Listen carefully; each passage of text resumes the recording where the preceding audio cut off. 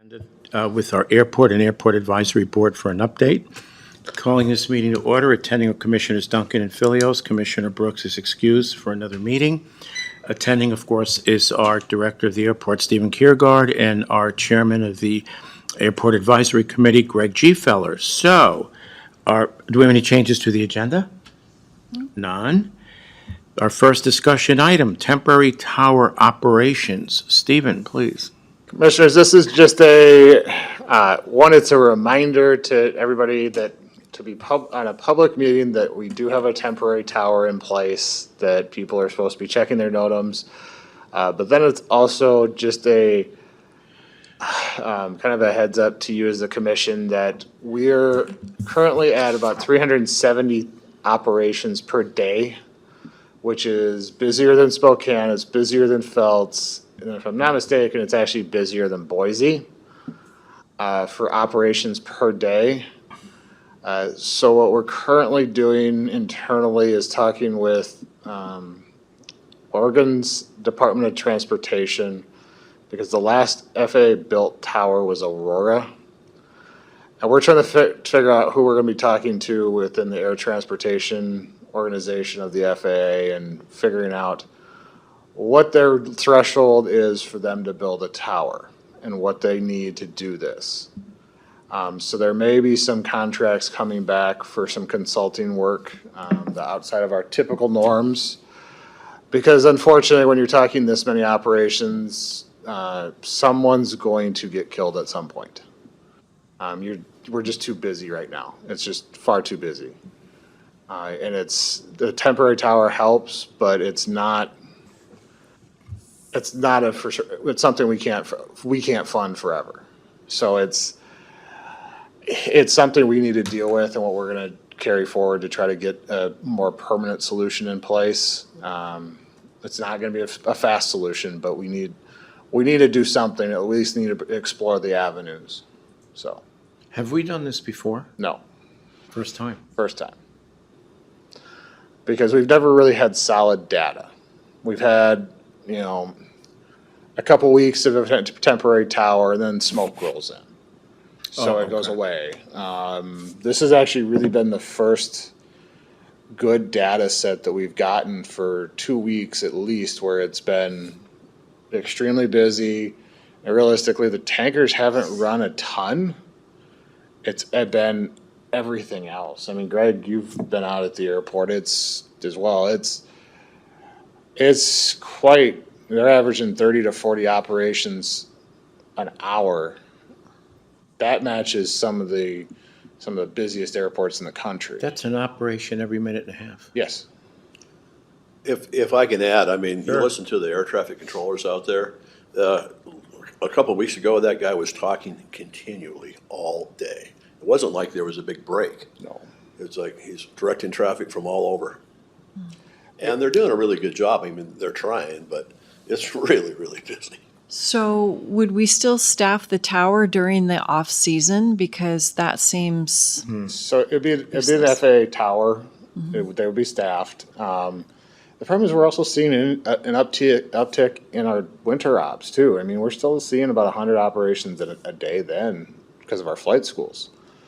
So we see a significant drop in our operation count. The problem is you can't hire controllers. Right. You gotta have controllers here all the time. And realistically, it's the same as what Phelps sees.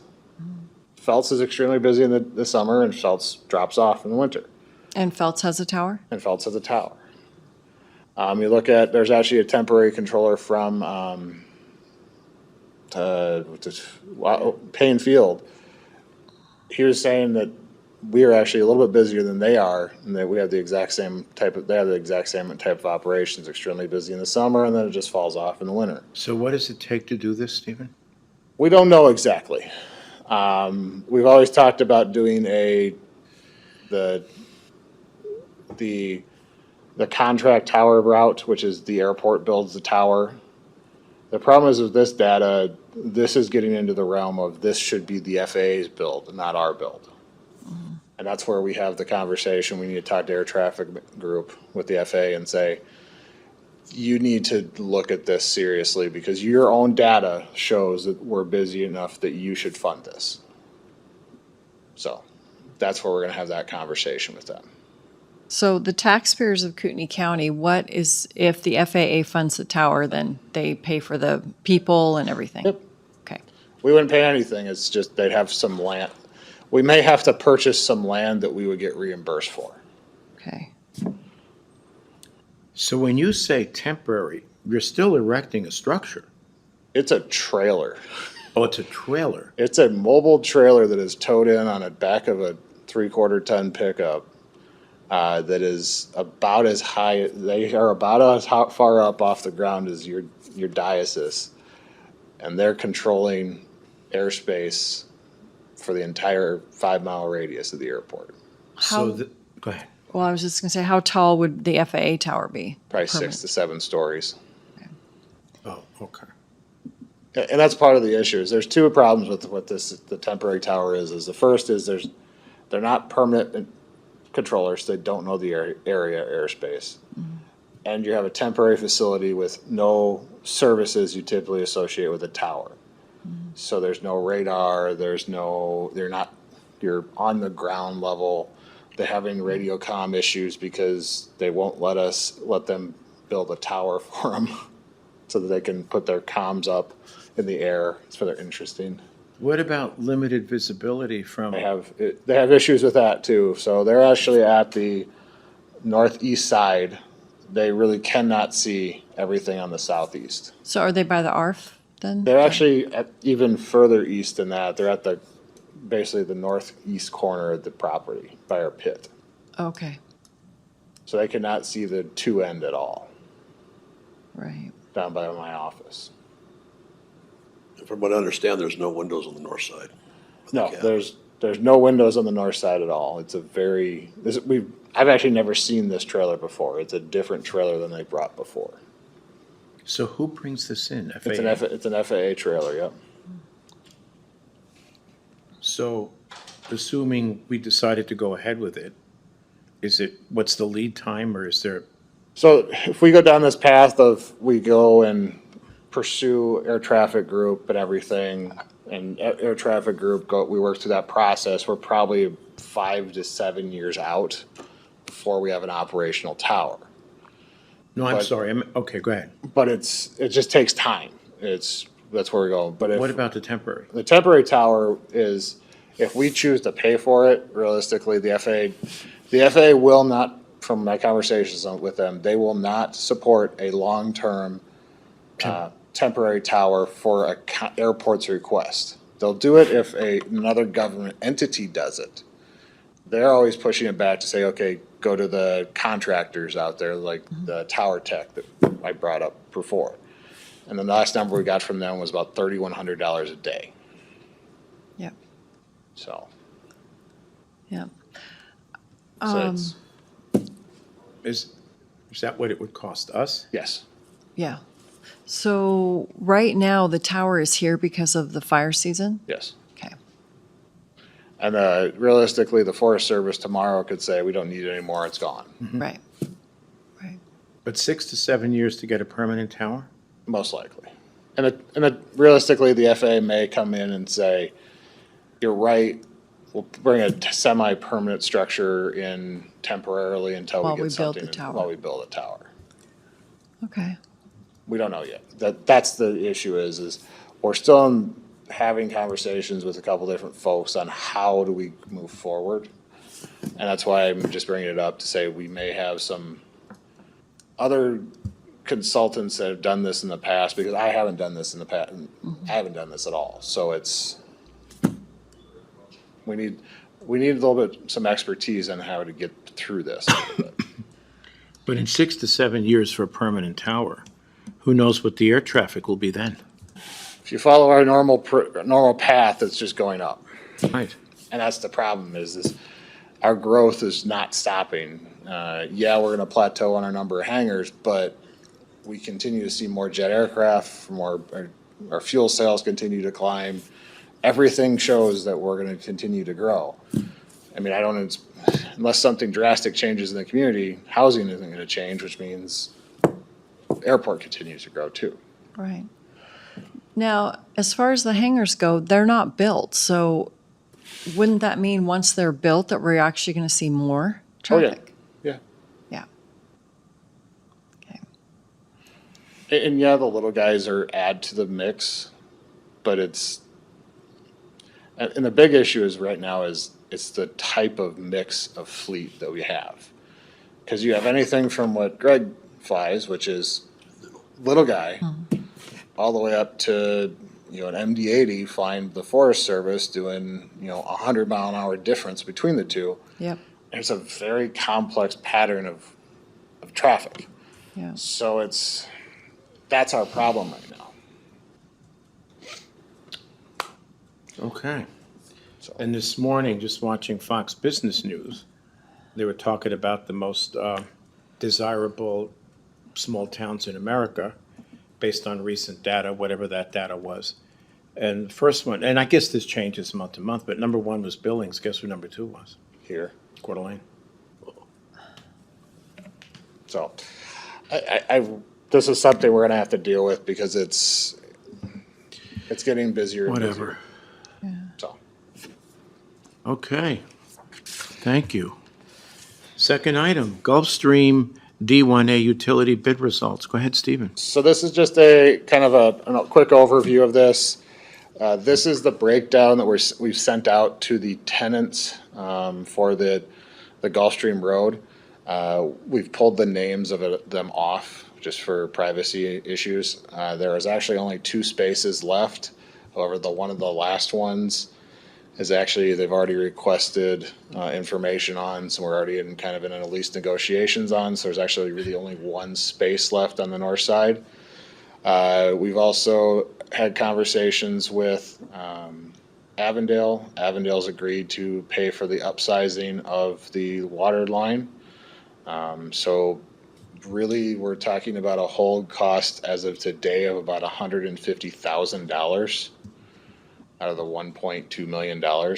We've also sent the D1A to the tenants on that section as well, saying that it was significantly more than we anticipated, so therefore we want you to fund this as well. So, I'm sorry, Stephen, what is the 150,000 for? That's just Kootenai That- County's unreimbursable? no, it's just that no one has, as soon as somebody shows interest in leasing it, we'll be reimbursed it.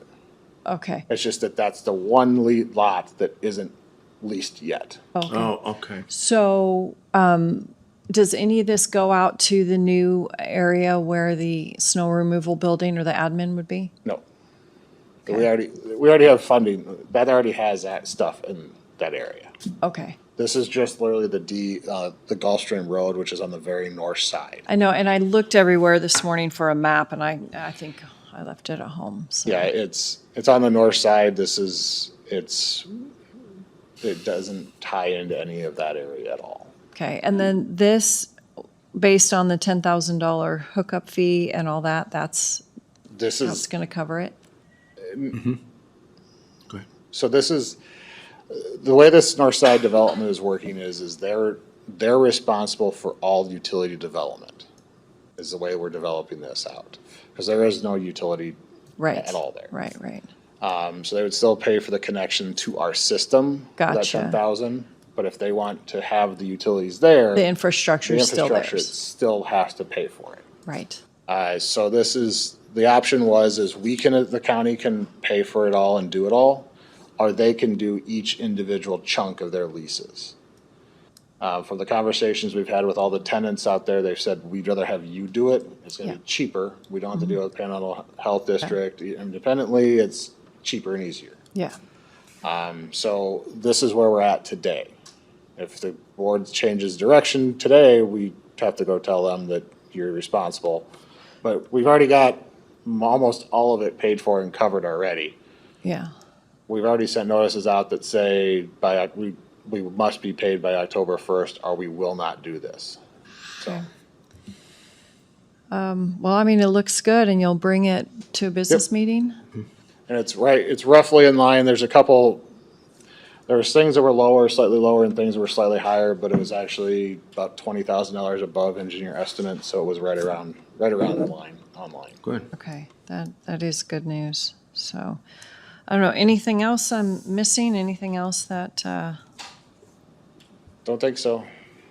Greg? No, due to lack of agenda items, we didn't have a meeting last month. Oh, okay. Yeah. Anything else? One thing is we don't know, we're gonna be asking the association, we saw that they had posted that they may be disbanding. We don't know, so we're gonna be asking them, whether they actually did or not, You're referring to the Pilots Pilot Association? Association. So we don't know whether they did or not, because based upon the letter that was posted to their website, it was due to lack of membership or lack of officers, it appeared.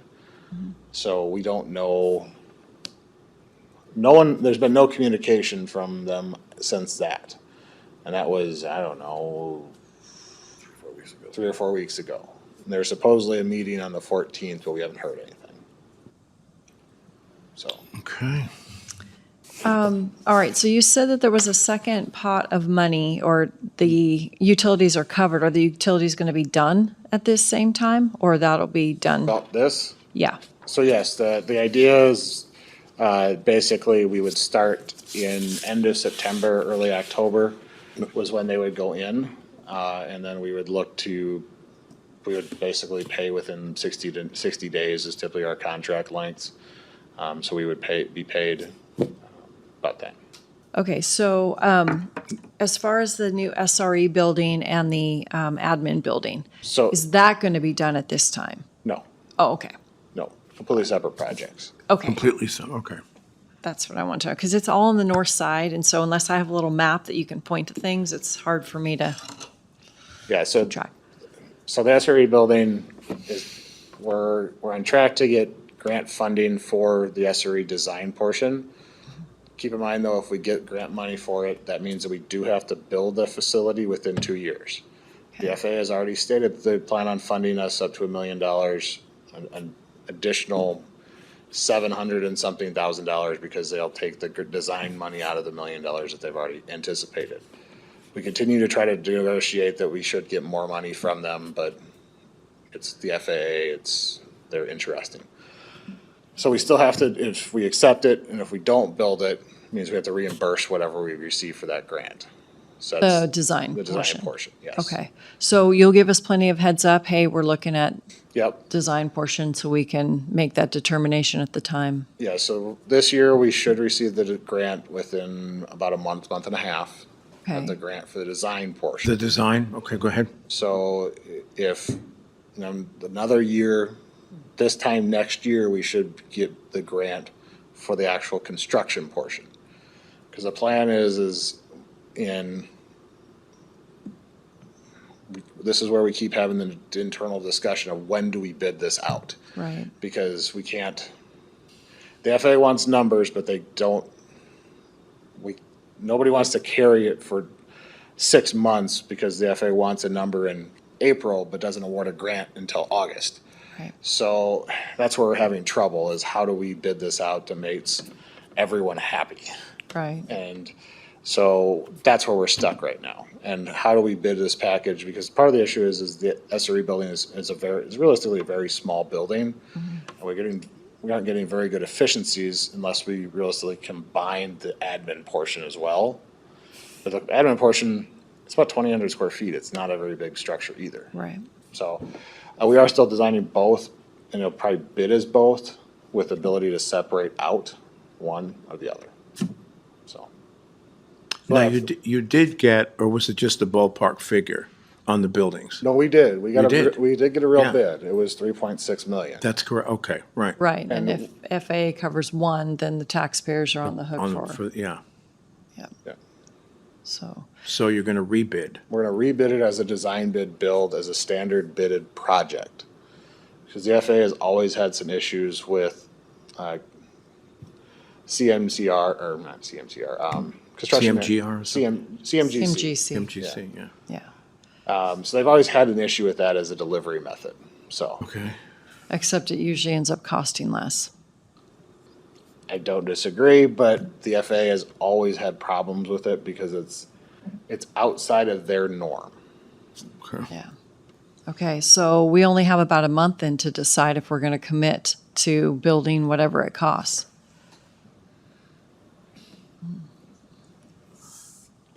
And this is why I'm pushing realistically to sell the gun club land. Because one, it's how we fund a lot of things at the Yeah. airport. And just for clarity, you're bidding both, you're going to solicit a bid for both structures, Yes, admin and SRE, as one structure, as one bid. structure. Right. We have to separate out the two because we have to track differently. But we'd have it be one bid package. As you said, hence your desire to sell the land. What, where are we at with the, The appraisal, I think. thank you. Yeah. So we've requested the appraisals to be done. Problem is appraisals are months out right now. We requested it basically last time, about a month ago was the last time we talked about it. It was requested. We requested it that same day, so we should see it here within the next week, 2 weeks. How does that go? Do you send a formal letter or is it email? Email, Okay, but there's only 2 appraisers in the region that are capable of doing what is deemed acceptable by the FAA. right. So Who did you go to, Columbia? Columbia, which is oddly enough, they're both Columbia. Oh, okay, They're both named the same, but they're different. okay. Fair enough. So we're waiting to hear from them when they're actually going to be boots on the ground. We're waiting to hear from them, because typically they squeeze us in, is what Right. they've done in the past, is they just manage to fit us in at some point, and then they're in the area. And when I get back to the office, I'll ask, and Linda basically asked, what's the status update? Okay. Stephen, if that land were to be sold, I mean, I can look it up, but you probably know right off the top of your head. What's the zoning? Is it commercial? It's industrial. mixed? Light industrial, Light industrial? Okay, something like that. okay. Greg, anything else? Leslie, you okay? Yeah, but I need to see that appraisal because I am Yeah. still not interested. I mean, if we're gonna have to buy more land for the tower, I'm not interested in getting rid of any land around the airport. I think we need to protect it as much as possible. Which is an interesting point. How much land would we need to reserve for the tower? Can you hazard a guess? You're only talking about 2 or 3 acres. Okay. The thing though is the land that we would look to purchase is land that we show that we need to purchase into the future anyways. It's the northern 80 acres, the southern quarter sections or half sections from Lancaster down. We show that as future commercial terminal space development. And I think as we've talked about, we need to secure that land sooner rather than later anyways. Because as this area continues to grow, we need to secure the future of the airport. And yeah, the Myers family has always been really good to work with for the airport. They care about the airport a lot. We don't need somebody to jump in and take that 160 odd acres, couple hundred acres, where we can't continue to grow. Because we actually do have a pinch point at that end of the field where we need to buy some anyways, just because it's in the approach How protection much you areas. thinking of buying? Did you say 80? I want to say it's either 80 or it's 160 acres. I don't remember off the top of my head. It's a pretty big area. And presumably use the proceeds from the sale of the 60. Yeah. Because what could happen is you buy some of it, within the next couple of years, you get reimbursed by the FAA, then you can continue down that path of buying the land. Okay. Any questions? Public comment? Is anyone on? No one's on? Okay. I have 9:25, meeting adjourned. Thank you.